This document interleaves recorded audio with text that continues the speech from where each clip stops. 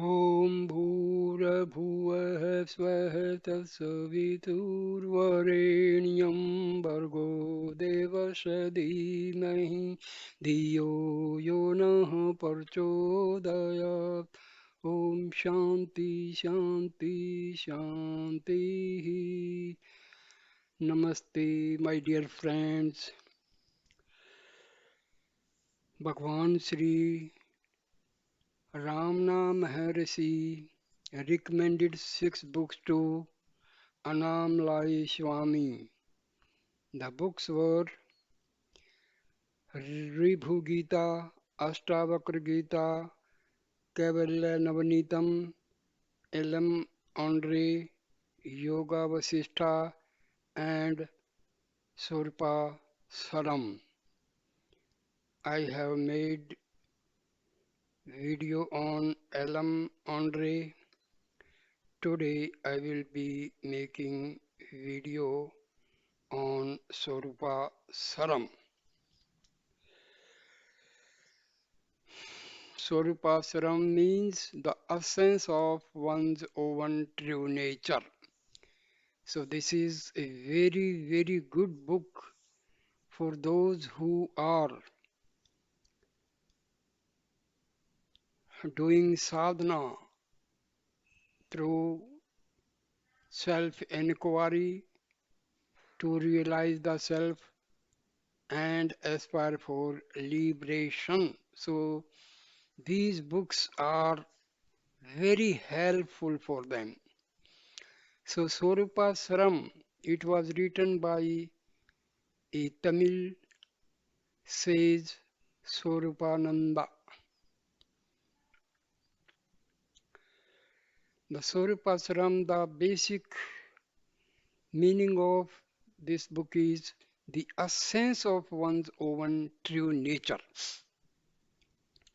Sorupa Saram, also known as Sorupa Saram, when it is spelled in the Sanskrit way, is a Tamil Advaitic work that was composed by Sorupananda, a distinguished Tamil saint and guru who lived near Virai, a Tamil town probably around the end of the 16th century. He is associated historically with Tatvaryar, an eminent scholar who was also his sister's son. The following biographical information about them has been taken from a Tamil introduction to Sorupa Saram. Sorupananda and Tatvaryar were fluent in Sanskrit and Tamil, and both were learned in all the Shastras. However, the true realization dawned upon them that the profit to be gained from this limited knowledge, however praiseworthy, did not have the power to grant freedom from birth in the way that true knowledge does. They realized that it showed a lack of judgment on their part to devote their time any longer to the acquisition of this limited knowledge, which confirms advantages in this life only. By doing so, they would waste a human birth, something that is very hard to attain. Since they were both overcome by a desire to free themselves from worldly attachments, they devoted themselves to the task of seeking out a Sadguru who could bestow jnana. Having made this resolution, the two of them, before leaving their dwelling place, made an agreement with one another. Whichever of us is first to obtain the fortune of a Guru's darshan, he shall assume the position of Guru to the other. They then set out on a pilgrimage, Sorupananda to the south and Tatvaryar to the north. Upon the bank banks of the Kaveri in a holy place called Govattam. Sorupananda had a miraculous experience in which he attained a tranquility of mind that had thus far eluded him. This occurrence is due to the presence here of some great Mahatma, he decided. Upon consulting the learned people in that place, he discovered that a great being called Sri Shiva Prakasa Swami dwelt there in a patch of rushes immersed in perpetual samadhi. However, he ascertained that on a few occasions he had been known to come outside in the morning time. Going immediately to the holy presence of that Sadguru, he waited until Shiv Prakasa Swami emerged from his state of absorption and came outside. Making obeisance in the proper manner, he beseeched him to accept him as his devotee. When he had received the Guru's grace, Sorupananda waited for Tatvaryar return. Tatvaryar had travelled to the north, but he had not obtained the darshan of any Guru. When he lost all hopes of doing so, he gave up his search and returned to the south. On his way, he had the good fortune to meet Sorupananda, who by that time had realized the self. Tatvaryar then received the grace of his uncle, whilst Sorupananda and Tatvaryar were peacefully dwelling in this way as Guru and disciple. Sorupananda one day ordered that oil be brought for an oil bath. Since that day was Amavasya, new moon, the disciple was acutely aware of the Shastraic injunction that an oil bath was forbidden on the day of ancestors. But today is Amavasya, he said. On hearing this, Sorupananda said, what have all the prohibitions of the Shastra to do with sadhus? Although you have dwelt in my presence for many days, you remain unable to free yourself from the constraints of the Shastras. Is there really any advantage in your remaining here any longer? Thus, by means of this question and answer, he confirmed his suspicion that for Tatvaryar, birth was not yet at an end. Tatvaryar was shocked by these compassionate words from his Guru. Realizing that he had not yet succeeded in eliminating his vasanas, he was filled with remorse. He came to the following decision: rather than remaining here and besmirching the holy presence of my Guru, it would be better to drown this sinful block beneath the ocean. Then, realizing that it was forbidden to turn one's back on the Guru, he retired slowly, moving backwards. When Tatvaryar was departing in this way, meditating on his Guru, the devotees who were accompanying him took down the gems of truth that came out of his lips as his divine utterances and submitted them to Sorupanada. These words were published in Jnana texts that are revered even today. When Sorupananda saw these works, he was astonished by their profundity, realizing in his heart that such a sea of learning did not deserve to drown in the watery ocean. He commanded Tatvaryar to return to his presence. As soon as Tatvarya returned, Sorupananda said to him, "These difficult works, useful as they are to yourself, will not easily benefit the world as a whole. Compose, therefore, a simple work that everyone may understand and win salvation from." After giving this command, Sorupananda went off to eat in accordance with his Guru's wishes.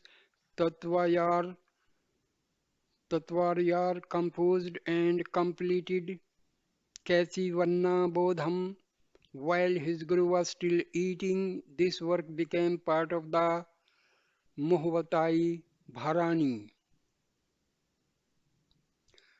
Ramana Maharshi was particularly fond of the next development in the story.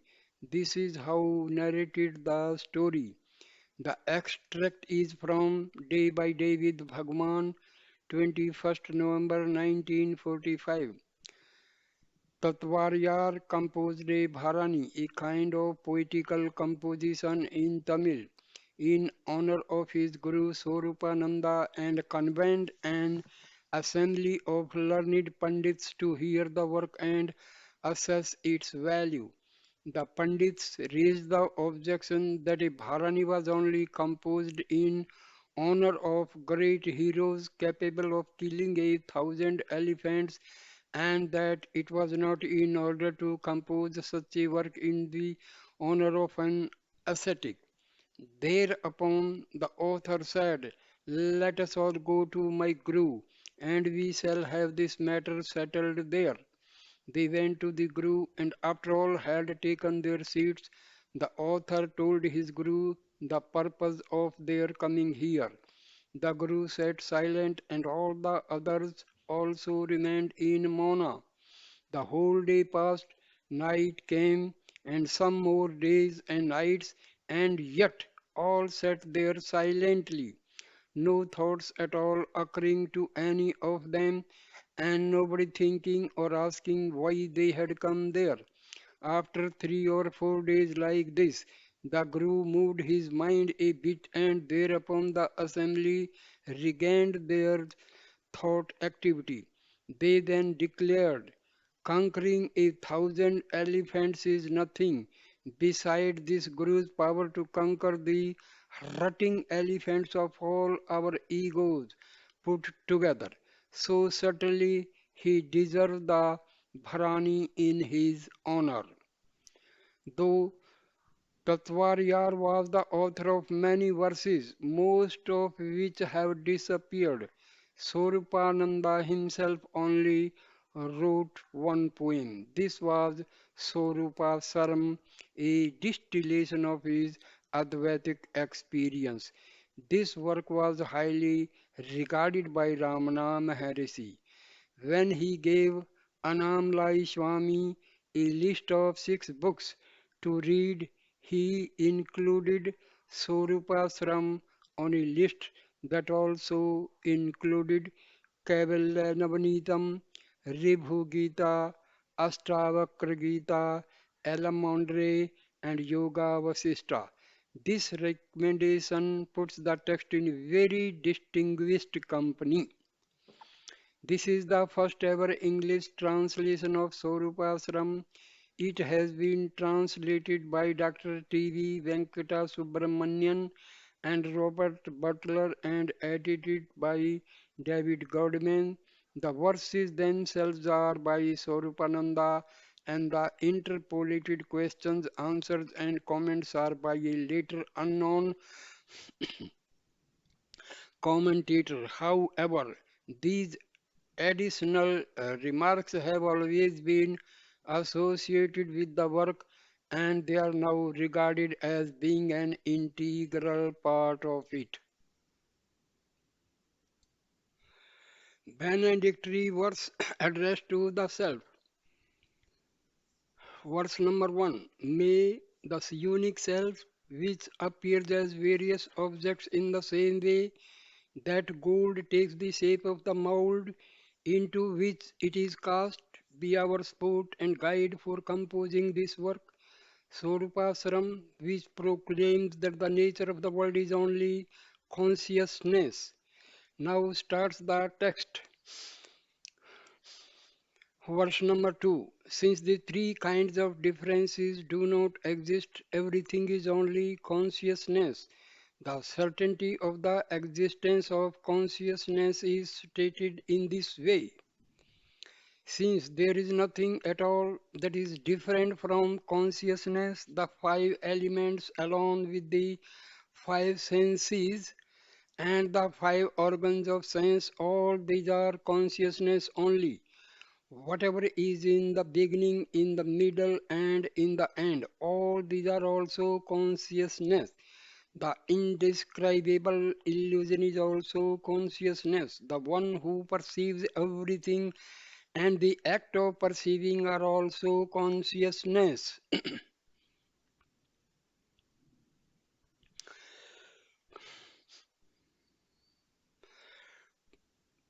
Third, verse number 3. Question. Is there a logical way of concluding that everything is consciousness alone? Answer. Yes, there is. All the world's diversity, which derives from the misperceptions of the mind and which appears to be real, is it not the witness consciousness alone? Hence, everything beginning with liberation and including purity and impurity, joy and misery, that which is and that which is not is only being. Fourth verse. Question. If all is being, do objects appear as one's own self, which is being consciousness bliss? Answer. Yes, they do. In whichever direction I look, there is absolute perfection. The real nature of all the holy waters is blissful consciousness. The real nature of all the verses praising the Lord is bliss. Apart from me, what other form can exist? Verse number 5. Question. Is the above statement merely verbal or is it experienced? Answer. It is experienced as well. My Guru instructed, Sir, the world appearance and its substratum, all these are you. There is no one who does not say I. Therefore, enquire thoroughly into the I. If this is known intently and thoroughly, one can say, I myself am pure consciousness, hence I am the primal entity. Verse number 6. Question. Which entity had this experience of the self and when did the experience arise? Answer. It is experienced by myself and the experience is ever present. I saw my real nature as pure consciousness. I see only myself and not the great multitude of the world. Simply because I had not looked at myself thoroughly, did I at any time cease to exist. Verse number 7. Question. If everything is only the self, why are the names many? Answer. The many names do not make the self multiple. Since everyone abides as I and declares himself to be I, right up to Iswara, there is nothing other than me. The same person is addressed differently as son, brother, and father. But for that reason, will the body of the person become different? Verse number 8. Question. If so, the known and the knower will be different? Answer. No, they won't be different. It is myself who remained as the seer I. Those objects that were rejected as not I, these two are myself. It is like someone who goes to sleep at night as himself, manifests in dream as the form of the seer and world and then wakes up as himself. Verse number 9. Question.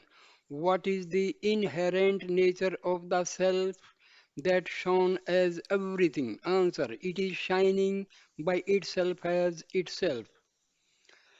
The self that shines as the body, as the beloved soul, as all the actions, as ignorance, as the enjoyment of true knowledge, as the blissful reality, and as the one consciousness, that indeed is my own real nature. Verse number 10. Question. Is it possible to give a true name to the self that shines by itself? Answer. As it is a transcendental experience, it is not possible to give it a name. They will describe it as bliss, as transcendence, and as the witness of all that remains at the culmination of the four Vedas. What designation might I apply to my real nature, which all the treatises on jnana are unable to track down? Verse number 11. Question. If it is transcendent, then in no scope for inquiry. It is therefore necessary to indicate and signify it in some way. Answer. As it is everything and as it is nothing, it is beyond description.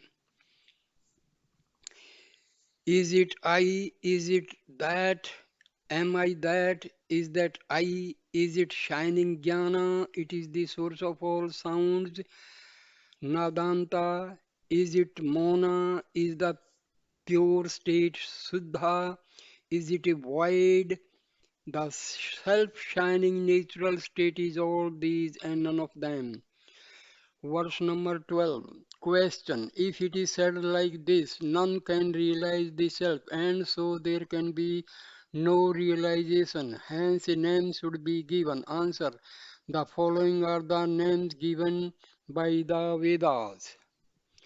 Enlight- Enlightenment is I, liberation is I, perfect bliss is I, being is I, consciousness is I, tranquility is I, purity is I, that which is unique and beyond the scope of the Vedas is I, pure consciousness, the source of all is I. This I is Atma, remember. Atma, or you can say Brahma, because there is no difference between Atma and Brahma. We have to keep these basic knowledge always to understand. Uh, Verse number 13. Question. Are all these descriptions experienced? Answer. They are experienced and also transcended. Transcended. My son, I became and dwelt as the indescribable experience, transcendental joy, and everything else. I felt no need to declare. I have rid myself of the misery causing karma. I recovered myself and have been freed. Verse number 14. Question. What is the benefit arising from this experience? Answer. It is becoming the ruler of the kingdom of liberation. I obtained the supreme lordship that is never lost.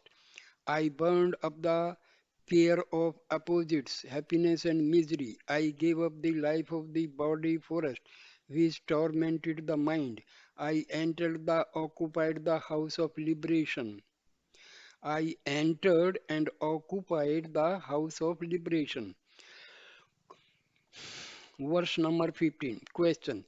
What play will this king witness on the stage? Answer. He will witness the dance of the three avasthas, waking, dreaming, and sleeping. In the waking state, I will witness the dance of the five organs of action and the five organs of sense. In dream, I will witness the dance of the mind. In thought free sleep, I will dance the object free wide dance. However, I will always remain as the exalted essence, the self. Verse number 16. Question. Where was this experience when you were regarding happiness and misery as I? Answer. Then, too, I was remaining as the self, I was nothing else. Who was the one who remained as the ego? I. If I see him, I will not allow him to take up the form of the body. Only the I, whose form is consciousness, is the real I. All other I's will get bound to form and go through birth and death. Verse number 17. Question. The self is immutable. Will it not get bound if it gets involved in activities? Answer. As the self remains a witness like the sun, it will not get bound. Even if I bear the burdens of the family and have them follow me like a shadow, or even if the cloud called Maya veils, I am without doubt the son of knowledge, self shining as pure light and remaining as the witness of the world. Verse number 18. Question. But the Jnani is not remaining motionless like the sun. Answer. He also remains most actionless. Whatever comes, whatever actions are performed, in whatever I may delight, I am only pure consciousness, remaining aloof and aware, without becoming any of them. Verse number 19. Question. All things move because the self makes them move. Hence, is there bondage for the self? Answer. Like the rope that makes the top spin, there is no bondage for it. In the same way that a top is made to spin by a rope, desires fructify in my presence. But, like the rope that is used to spin the top, I will not merge with them. I have rid myself of their connection. I became my own self. My bondage is indeed gone.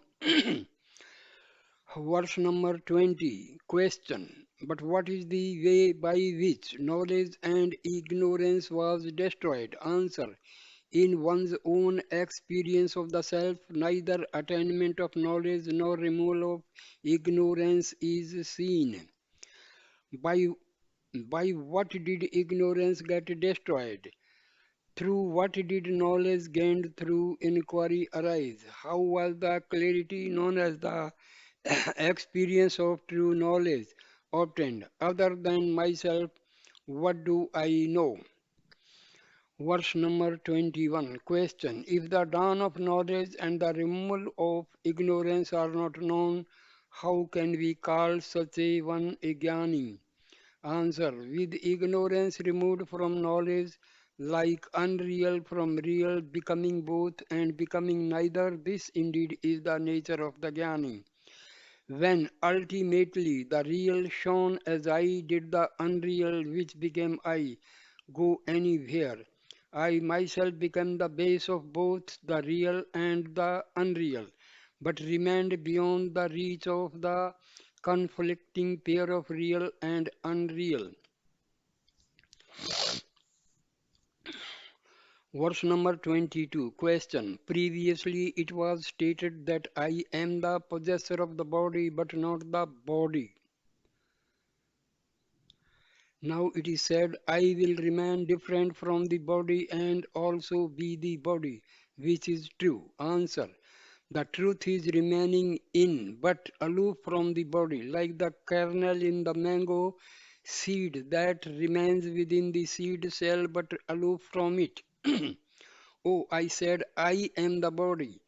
I regarded wealth as mine. I felt I am the enjoyer. Are all these not false?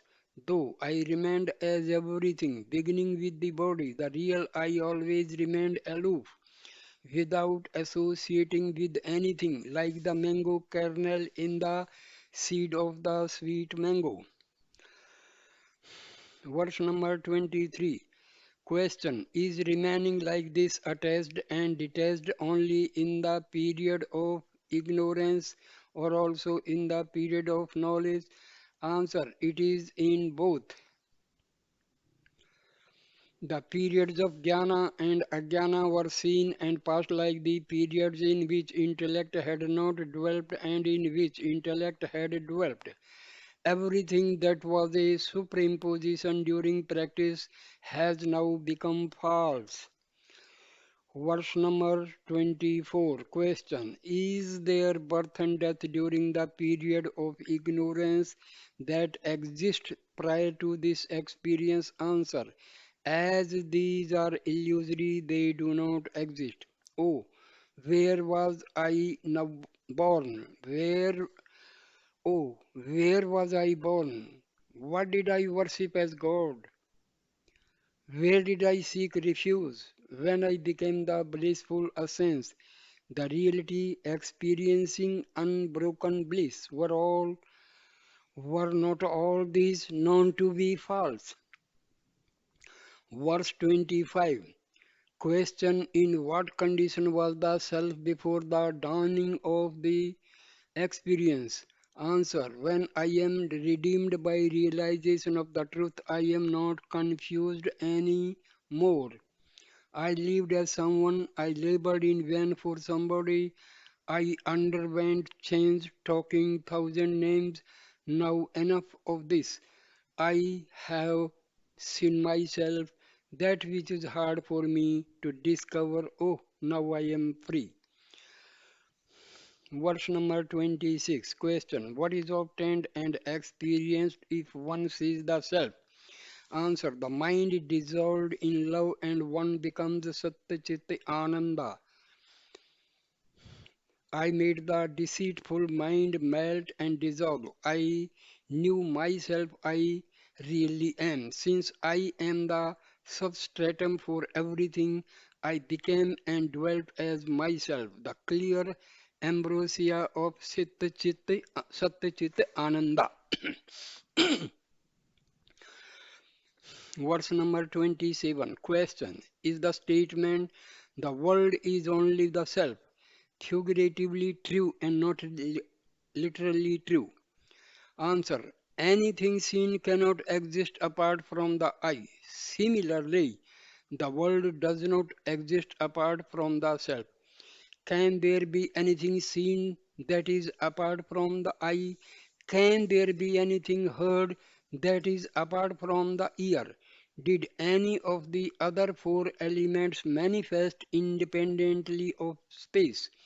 Though the world may appear like a flowing mirage river, when thoroughly examined, can the world exist apart from the self? Verse number 28. Question. Seer and seen appear different. Answer. This is just like seeing gold as various ornaments. They are not different. Here, other than myself, nothing else exists. I swear to this, a gold ornament does not exist separate from the gold. In the same way that one can change the shape of gold and give it different names, I described myself in various ways. Verse 29. Question. What is the nature of this experience? Answer. It is the transcendence that arises, dissolving thoughts, and in which everything shines as the self. It is beyond the reach of speech, and it is beyond the reach of the mind.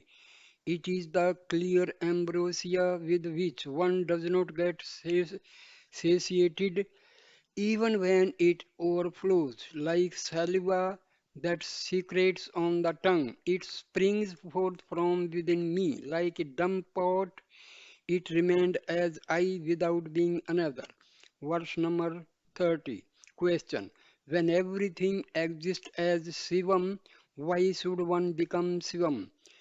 Answer. This is to enable the removal of all differences of one and two and to become perfect jnana. Do not question what is the bliss of Shiva, what is Shiva nature, what is Shiva's activity. It is only the fullness of consciousness that does not get divided, does not unite, and does not become different. Verse number 31. Question. What is to be rejected as asat, unreal, and what is to be accepted as sat, reality? Answer.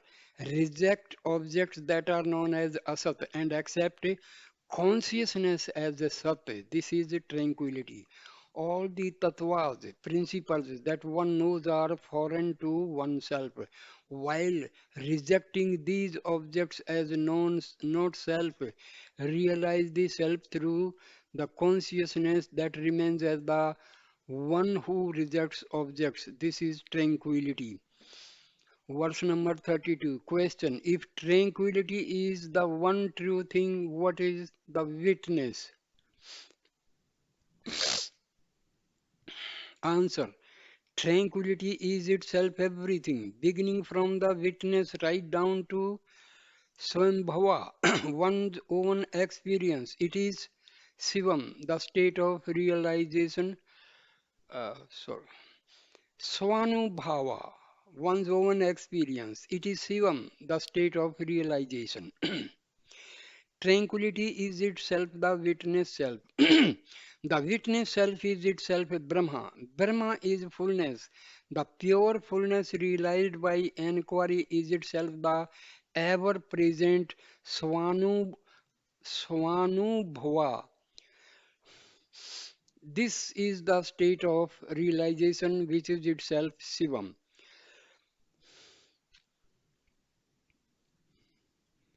Verse number 33. Question. Even if the mind subsides, Sayujam, union, is attained only when Maya is destroyed. Answer.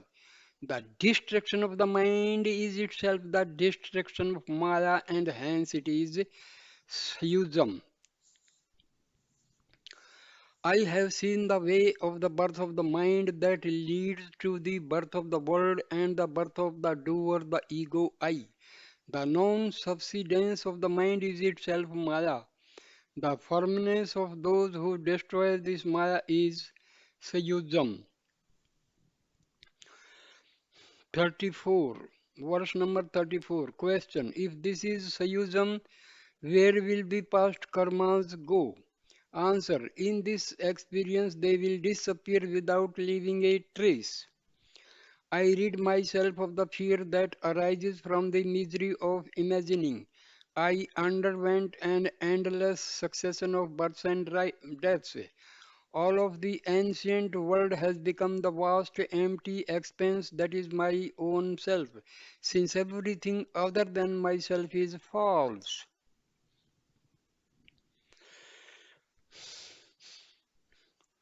Verse number 35. Question. When there is such an experience, why perform karma? Answer. When this experience has not arisen, actions are performed. Until I became the endless, blissful experience through the superior wisdom that regards all worship and similar things as the not self. I worshipped the gods at the prescribed times and observed all the vows.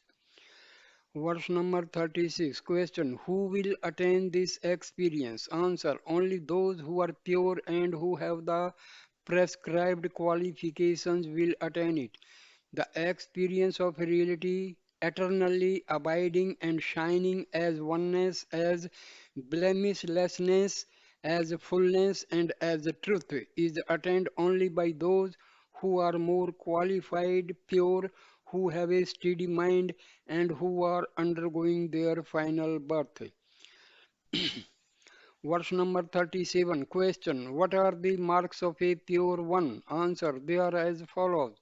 The answer is the content of verse 37 to 42. They will not utter harsh words. They will not hate anyone. They will be of cheerful countenance. Whatever things they relish, they will not use them for themselves, but will offer them to the great ones. They will not associate with evil persons. They will not curse anyone.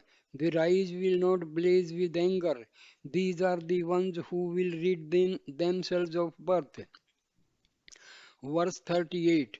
They will not value as real those signs that are destructible. They will never speak out saying this is good and this is bad. They will not grieve over events of the past. They will not condemn anything. They are the exalted ones.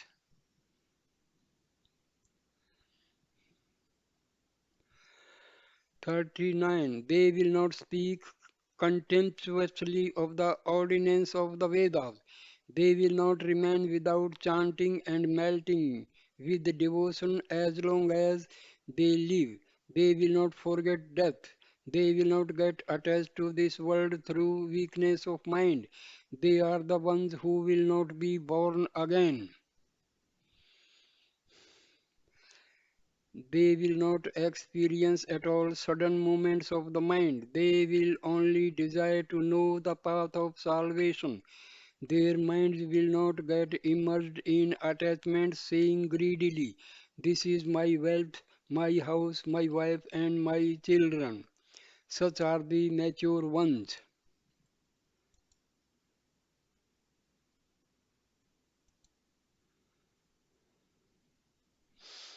41. Will they care for things that are valued by others as desirable and not desirable?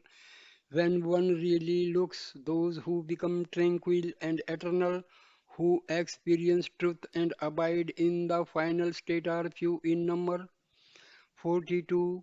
Those who do not see anything other than their self here and in the hereafter, who are beyond both and without any division, will they degrade themselves by not regarding as trivial this phantom like world appearance that is an illusory play of sankalpas? Verse number 43. Question. Shastra Vasanas, a latent desire for scriptural knowledge or the Vasanas of knowledge and ignorance. Will these two not arise in those Gyanis even though forgetfulness? Answer. As these are Vasanas, they will not arise. During every superimposing avastha, the liberated one clearly knows that the illusion of sound and the illusion of real and unreal are only the illusion of the mind because he knows that the superimposed avastha that appears and disappears is false. Verse number 44. Question. If this is so, for such ones, what constitutes the worship of God? Answer. Worship is only seeing the self. The great Tapasvin devotedly worship with the flower of tranquil space and with the mantra of aloneness, the deity who abides as the expanse of consciousness in the temple of the body, who can equal those who live forever revering such jnanis.